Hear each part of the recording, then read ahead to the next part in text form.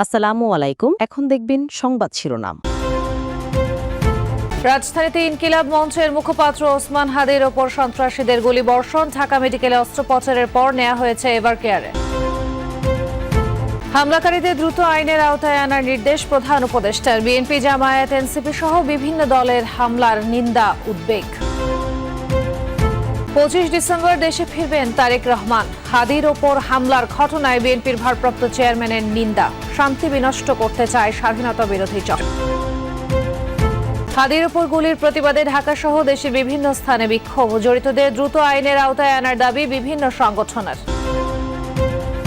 গোপালগঞ্জে দুপক্ষের সংঘর্ষে অন্তত 6 জন গুলিবিদ্ধ। ব্রাহ্মণবাড়িয়ার নবীনগরের সালিশ নিয়ে দুপক্ষের মধ্যে সংঘাত। এতক্ষণ শুনছিলেন সংবাদ শিরোনাম, এখন দেখবেন বিস্তারিত।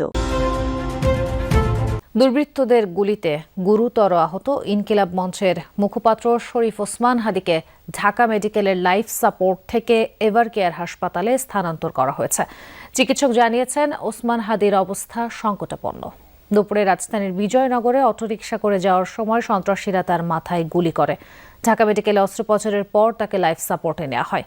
হাদি ঢাকা 8 আসনের সম্ভাব্য স্বতন্ত্র এমপি প্রার্থী। দুপুর প্রায় 2:30টা জুমার নামাজ পড়ে অটোরিকশা করে যাচ্ছিলেন ওসমান হাদি। এ সময় মোটর সাইকেলে করে দুজন ওই রিকশার পাশে এসে হাদিকে লক্ষ্য করে গুলি চালায়। গুলি তার কানের পাশ দিয়ে মাথার ভেতরে ঢুকে যায়। শব্দ পেয়ে আমাদের বাসা এখানে আমরা নিচে নেমে আসি। আসার পরে আমরা এখানে দেখি একজন লোক গুলিবিদ্ধ, উনি রিক্সায় ছিলেন, 2 জন আরোহী ছিলেন এবং একটা মোটরসাইকেল এখান থেকে গুলি করে চলে গেছে। দুজনকে, একজনের ছিল হেলমেট পরা, আরেকজনের এদিকে একটা দাগ আছে। আমার সন্দেহ হচ্ছে এই বাইক যে গুলি করছে, যে বাইকে ছিল, দুজনের মধ্যে একজন গত শুক্রবারে বাসাতে ছিল, এমনকি বাসাতে ওর খুবই আন্তরিকতা ছিল। আমাদের কাছে ফুটেজ আছে। এই জায়গায় গুলি করা হয়েছে, অর্থাৎ এই জায়গায় গুলি করার সাথে তিনি রিক্সাতে পড়ে গেছেন। তার সাথে 2 জন, একজন ছোট সাথী ছিলেন আর একজন বড় মিডিয়াম সাইজের মানুষ ছিলেন সাথে।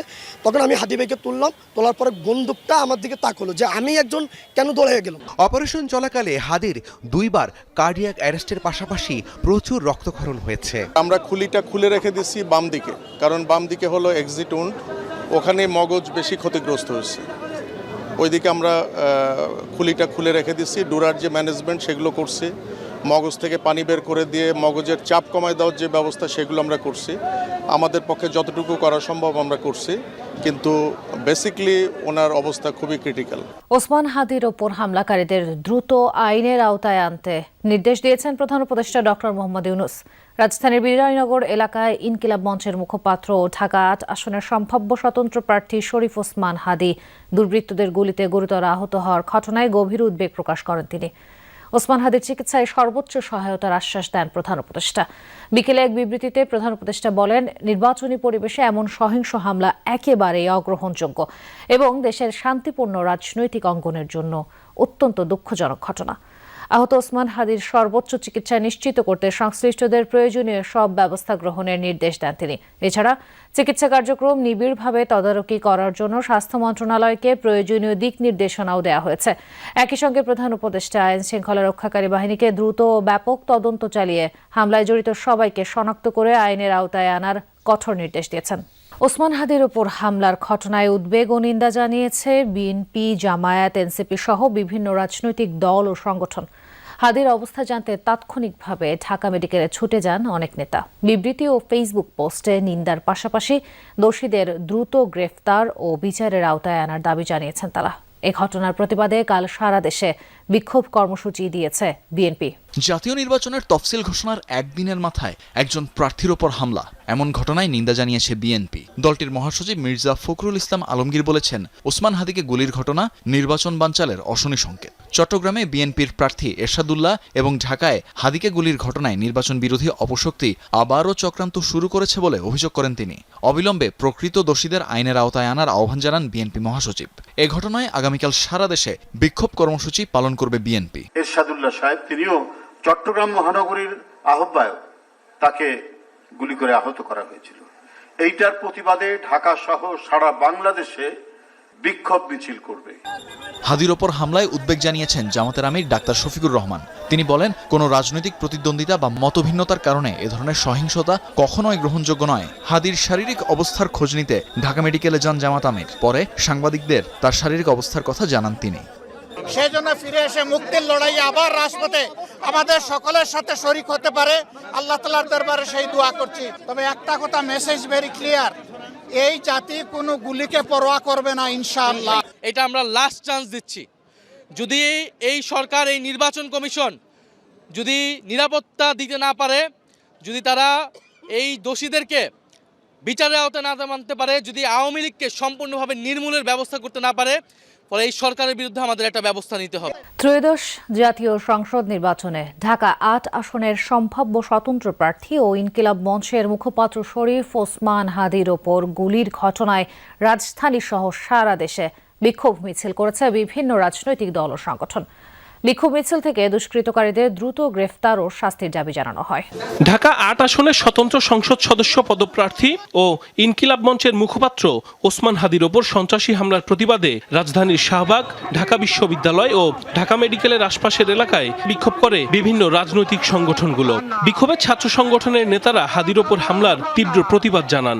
সন্ধ্যায় ঢাকা মেডিকেলের সামনে বিক্ষোভ করে ছাত্রদলের নেতাকর্মীরা। এ সময় তারা বলেন, তফসিল ঘোষণার পরবর্তী সময়ে আইনশৃঙ্খলা পরিস্থিতির এমন অবনতিতে উদ্বিগ্ন তারা। শাহবাগ থেকে প্রতিবাদ মিছিল নিয়ে ঢাকা মেডিকেলের দিকে যায় আপ বাংলাদেশ। রাজু ভাস্কর্যের সামনে বিক্ষোভ থেকে দুর্বৃত্তদের গ্রেফতারে 12 ঘন্টার আলটিমেটাম দেয় ছাত্র অধিকার পরিষদ। বাংলা মোটর থেকে বিক্ষোভ মিছিল নিয়ে বিভিন্ন সড়ক প্রদক্ষিণ করে টিএসসি এলাকায় যায় এনসিপির নেতাকর্মীরা। এছাড়া হাদি সমর্থক গোষ্ঠী নামে আরেকটি সংগঠন বিক্ষোভ করেছে ঢাকা বিশ্ববিদ্যালয় এলাকায়।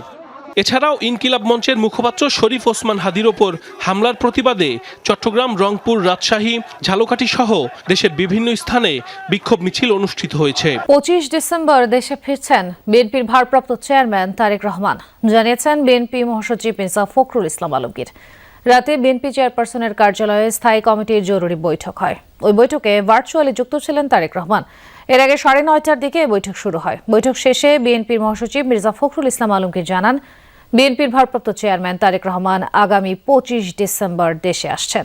আমাদের সেই সংগ্রামী নেতা, এই দেশের গণমানুষের অত্যন্ত প্রিয় মানুষ জনাব তারেক রহমান, আমাদের দলের ভারপ্রাপ্ত চেয়ারম্যান, তিনি আগামী 25শে ডিসেম্বর, আমি আবার রিপিট করছি যে আগামী 25শে ডিসেম্বর তিনি ঢাকার মাটিতে আমাদের মাঝে এসে পৌঁছবেন।